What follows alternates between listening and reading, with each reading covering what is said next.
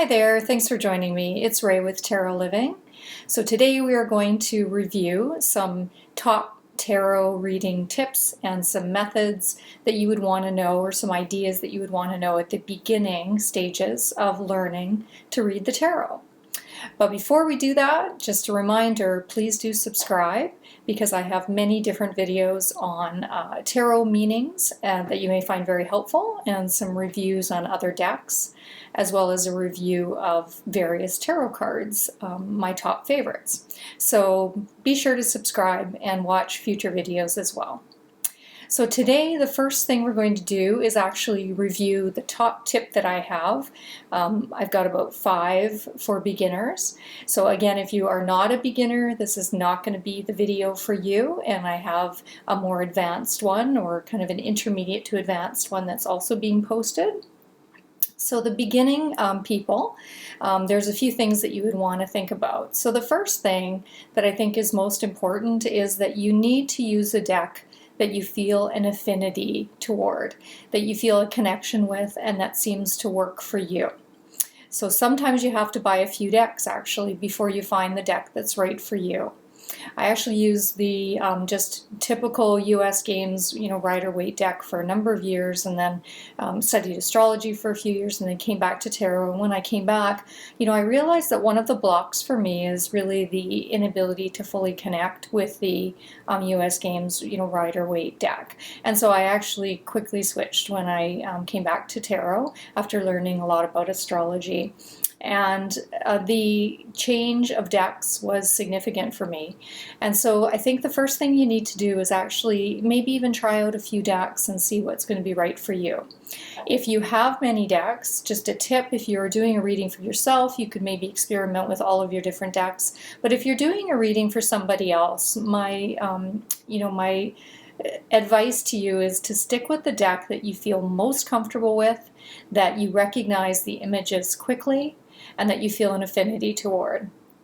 And the reason is that some of the depictions are different in different decks. So if you're using, let's say, the Rider-Waite, and then you're switching over and you're using Anna Kay, and you're switching and using Robin Wood, although they are, very Rider-Waite friendly or within that system, the depictions are a little bit different. Particularly Anna Kay has a few different depictions. And when those cards come up, you may not recognize them, and it's just not necessarily going to be helpful for you at all as a beginner.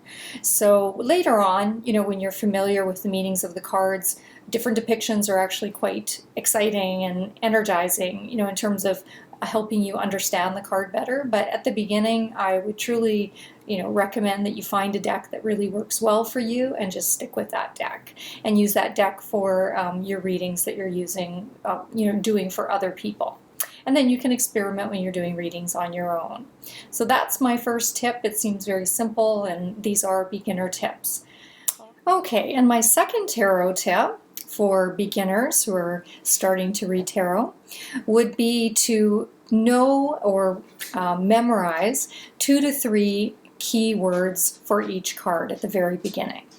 Now, the few things I want to say about that. First of all, 2 to 3 keywords, or 4 or 5, don't even begin to cover the complexity and the symbolism and the archetypal history and background of the meanings of each tarot card. So, however, having said that, it's not going to get you to understanding the complexities of the card. But at the very beginning, you can't handle the, memorizing or understanding or learning the complexity of each card. You're going to have to just know some of the basics of each card so that you can get going on actually reading, doing some tarot readings. So my suggestion is to get a great book, and I've got actually a suggestion for a book. I would recommend Anthony Louis' Tarot, Plain and Simple. And that particular book has everything that you need as a beginner to understand the elements in the suits, the major arcana, the minor arcana, and numbers as well. He goes through a little bit about that. So my suggestion is get a book such as that, or that one, and really take a look at some of the keywords that he's got written down, and you can even augment with another book and compare and create, like I said, 2, 3, 4 keywords that you will quickly remember for each of the cards, so that if it comes up in a reading, even though you're still working on understanding the complexities of the cards, and that's going to take you a while, you at least know something about that card, and it's incredibly helpful. And in fact, I'm going to get into this more, but keywords is going to be the building block, in my opinion, to the ability to read tarot. Now, having said that, there's a little bit of controversy over, I'm sure, that, because that is a very probably I'd say air sorty kind of approach, which is very mentally oriented. And then there is a whole theory or way of reading tarot that is much more intuitive and really looking at the pictures and letting them speak to you and saying, you've got 3 cards in front of you and it's almost like a movie that's playing out. And there are some videos on that, and there are people that do that method. And the people that do that method, and if it works for them, that's fantastic. Just for me personally, it doesn't work for me that well. Partially it does, because once I know my keywords, and then if I see the card come up and the keywords come to me immediately, and then I am able to move into my intuition after that. So partially, yes, but for the very beginning, it actually wouldn't have worked for me, and that particular method doesn't work for all people.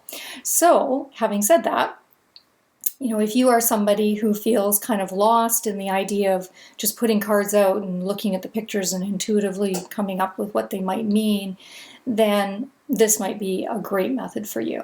So what I would do is get a journal or some kind of ring book or binders, something to write information in, and I would come up with keywords through that book that I suggested or other books. It's even best to check 2 or 3 books and really come up with a common denominator, best keywords for each card that really you really connect with. And then once you've done that, you would write them all down and have them handy for yourself, and then work on memorizing those keywords, because it is going to be invaluable to you to take the time to actually do that, to memorize a few words about each card. And then when you're doing readings and those cards come up, you may be in the process of learning very deeply about the symbolism of, say, the major arcana, but you haven't quite got to the minor arcana. But your keywords would come up very quickly for you in your mind, and you're able to put things together and really get a sense of what that reading might mean, even in the beginning stages. So that's my suggestion in terms of actually learning card meanings at the very beginning. So I hope that's helpful.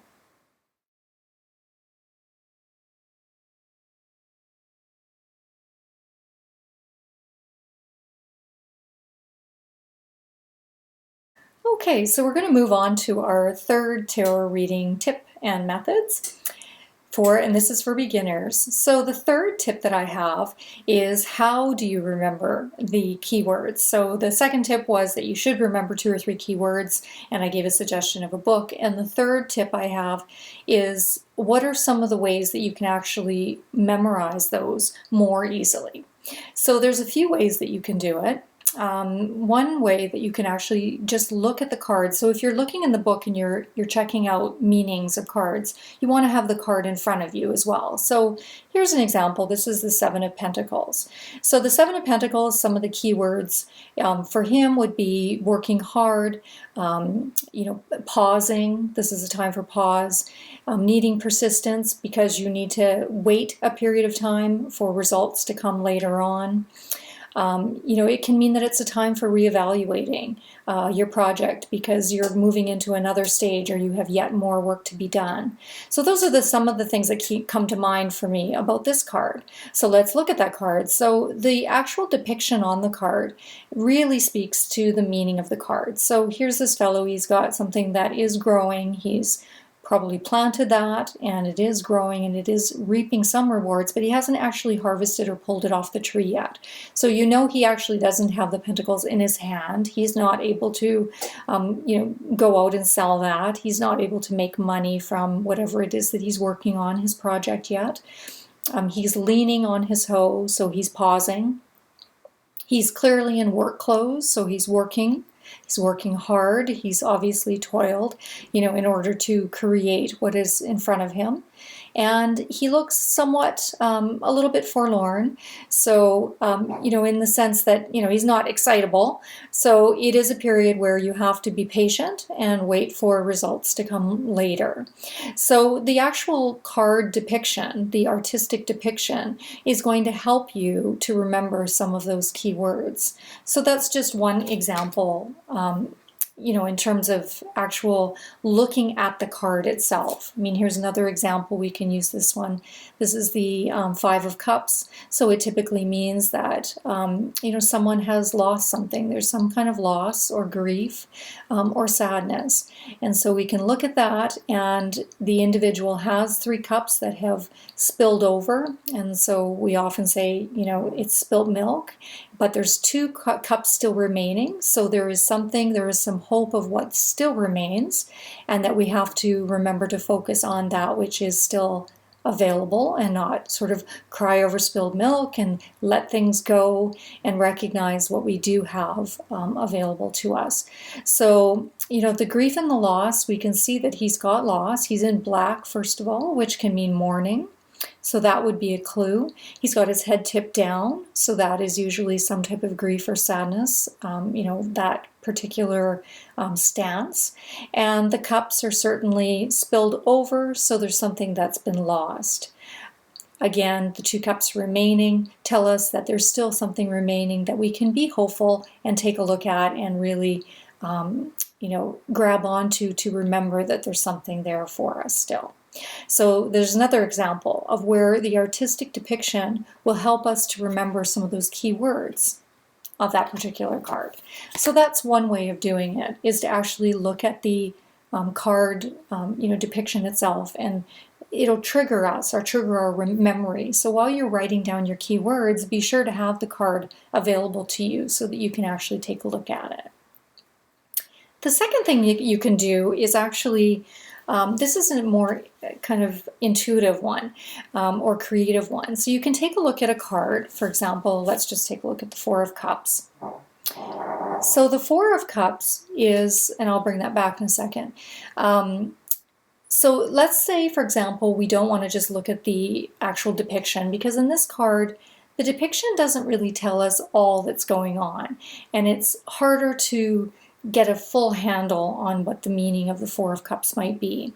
So for that particular card, in that scenario, an example would be that you would maybe draw upon your own personal experiences. So instead of looking at just the depiction, why don't you take a look at that card and recognize, what the card has meaning, what the meanings are, which can be kind of dissatisfaction, discontentment, feeling that things are kind of at a stale sort of point, and that you haven't yet moved into something new, or you don't recognize what is new and opportunity, or something optimistic that's new, that you're kind of stuck in the almost a mode where you're feeling a little bit down and not feeling very happy about whatever the current situation is that you're in.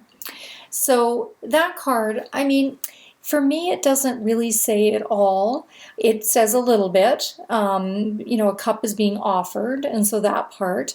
But I think for me, it doesn't really say everything about that card. So a suggestion would be to actually take a look at the card, and while you're looking at the card, create in your mind a scenario that you've been in, where, let's say it's a relationship, and you're in a relationship and you haven't moved from it. You're still, sitting, and your back is against the tree, and you still haven't moved. There's nothing that's moved. You haven't made a change, but you're not very happy, and you're feeling some discontentment. So maybe draw upon a personal experience, and that's another way to remember the cards. And when you draw upon that experience, associate it with the actual depiction in the card.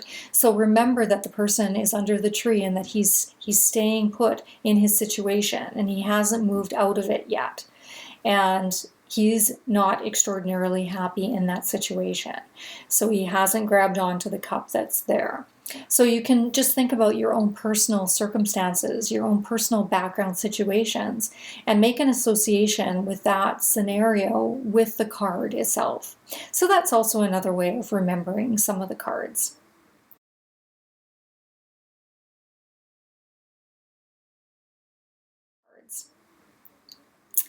Okay, and a third way of doing it is, I like this one actually. This is very a wonderfully creative way of doing court cards. And I'm sure people have had videos on this, but I'll just throw this one in here because it is an excellent way of remembering court cards.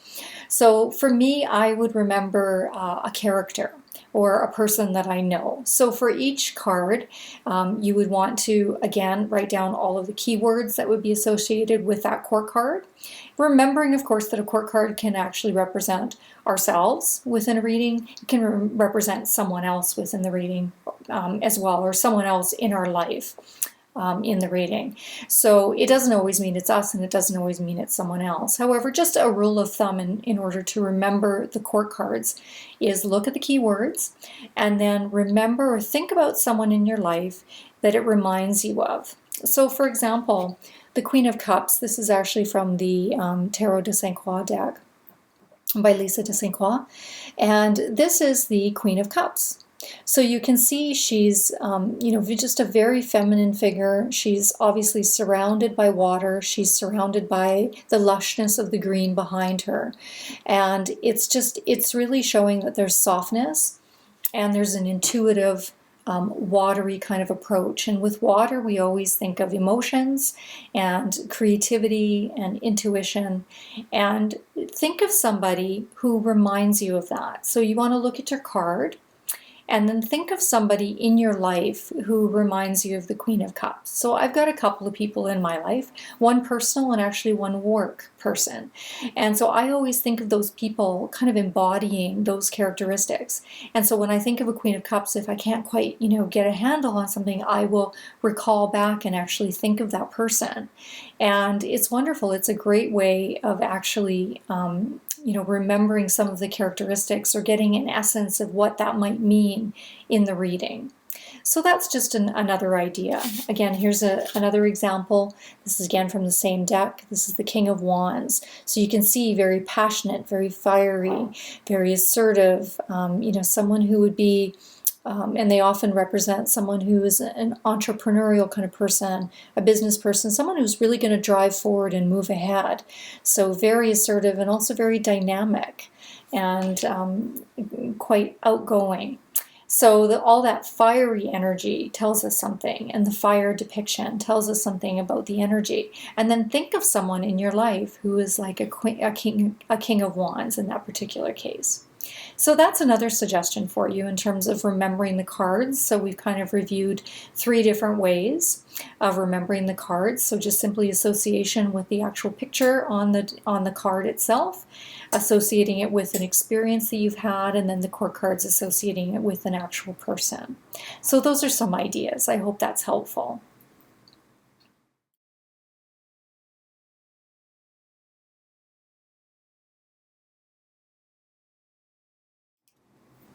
Okay, so this is tip number 4, and as you can see, this is going to be about asking great questions. So let's get into this a little bit. If you're a beginner as well, I would just like to say that probably it's going to be really, really helpful if you just do 2 to 3 card readings at the very beginning. If you do, say, a 10-card reading, sometimes it can get just a little bit too confusing in terms of keeping all of the what that position of that card means, and then what the card meaning is, etc., etc. So sometimes it's just, a lot easier to use a 2 to 3 card spread. There's many spreads. There's many great decks on spreads. I'm not going to actually get into that too much. Every book almost has spreads. So pick something that has fewer cards at the very beginning would be my suggestion, and then move your way up. So one thing, though, I wanted to talk to you about that would be really good to know is that unless you're actually asking a yes or no question, and there is spreads that you can do that are just yes or no. I don't actually do them a whole lot, but you can do that. However, let's say you're not doing that and you're actually just wanting some information about a particular area. So how do you ask the question? So the rule of thumb is that you don't want to ask a closed question, a closed-ended question. So don't ask a question that will be yes or no. obviously, if you're not wanting to do a yes or no reading, because then you don't even realize that's what you're asking, and then you do the reading and you realize, well, it was kind of just a yes or no. So think about it before you're actually asking the question. So one idea, this is just my way that I actually word it. You can, read up on, the questions that are open-ended and come up with all different, types of questions. But one of the ways that I do it is, what information do I need to know about? Or what further illumination should I be aware of about X? Biddy Tarot is actually reading, she's got a great website, and she's actually got one area, if you just even Google in Biddy Tarot and how to ask questions, she's got a great little article on that. And she has actually suggested or made a suggestion, which was a great one. This is just a great example. So instead of saying, will I be in a relationship, or why am I not in a relationship, or something like that, you can ask the question, what is blocking me from being in a relationship? So there's another example, and there's a resource that you can go to for how to ask great questions. So what is blocking me? What do I need to know? Those are the things that you really want to get to. What am I not seeing in a situation, that's causing me difficulty in X? So that's another suggestion for you, is to make sure that you're asking great questions. And like I said, check out that website for Biddy Tarot. She does have some great ideas about what questions are excellent and which questions you might want to stay away from. So check that out.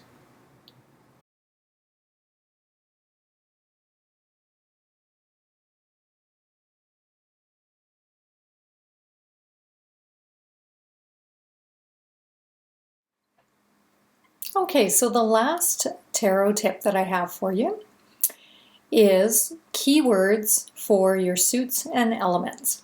And the reason that this is so incredibly important is that obviously the deck, is split into the 4 suits, which relate directly to the 4 elements: fire, water, air, and earth. And so one of the most important things you can do is actually learn your elements. So my last tip really has to do with that, and then I'm going to give you one bonus tip at the end. So the thing that you need to do is actually take a look at some books. And again, this particular book actually does have a section on the elements and the suits. So he's got about a page and a half on each, and he's got many keywords in there, so you can actually use that book as well for this. And so you would want to come up with at least 2 to 3 keywords that you know about that suit, which is relating to an element. So for example, if you're looking at, let's just say, the suit of Pentacles. Now the suit of Pentacles relates to the element of earth. So some of the words that you can associate with the element of earth or the suit of Pentacles is practicality, groundedness, interested in security, driving towards security, anything in the material world. So it can involve your health, work, finances, that kind of thing. So there's an example, and those are the words that those types of words is what you should know about each of the suits and elements. And the reason is that it is not only just the meaning of the card, but it actually becomes what suit has shown up in the reading, and I'm going to talk about that in a minute. And also, how do those suits or elements relate to each other, which you're going to learn later on in my next video.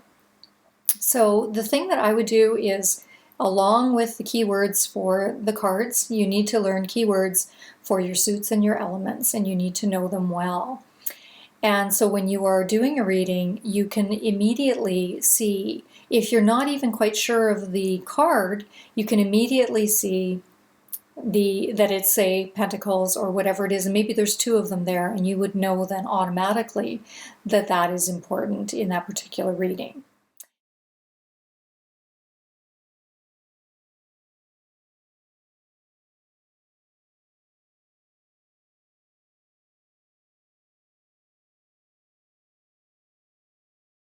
The wands in tarot relate to the element of fire and the season of spring. The following words represent wands: energetic, enthusiastic, passionate, desire and drive, creativity, vitality, intuition, ambition, travel, entrepreneurial, and they can be impulsive, impetuous, or restless. Pentacles relate to the element of earth and the season of winter. Some words that describe pentacles and the earth are practical, grounded, dependable, realistic, and reliable.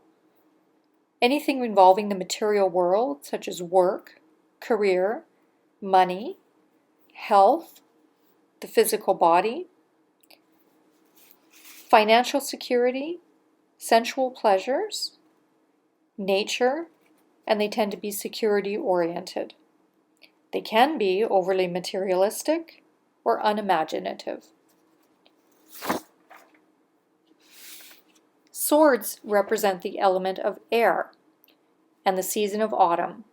Some words that describe air is communication, the spoken word, mentally and intellectually oriented, logical, ideas and thought, attitudes and beliefs, reason, being strong-minded, truth-seeking.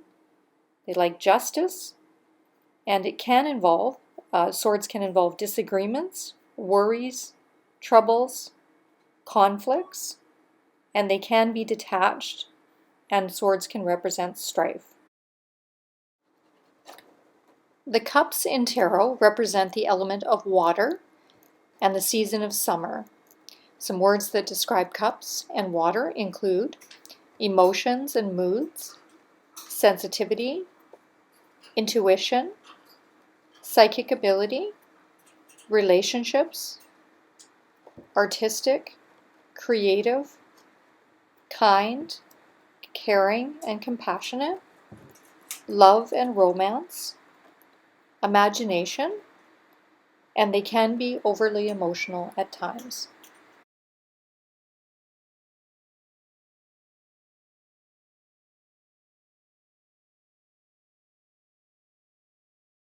And the bonus tip is that you would most definitely want to read by making sure that you're looking at what the similarities are in your reading. So if you're doing a reading of the 3 cards as I suggested, and you've pulled 2 of those cards that are pentacles or 2 that are cups, you would automatically know that the key words for your element in your suit are going to be important in that reading. So they can be incorporated in some way in that reading. So you would most definitely want to check for similarities within your reading. And so that can be similarities within the suits. It can be similarities and patterns for many different things, which I'm going to go through in my next video. So please move to that video next if you're interested in what I call patterning.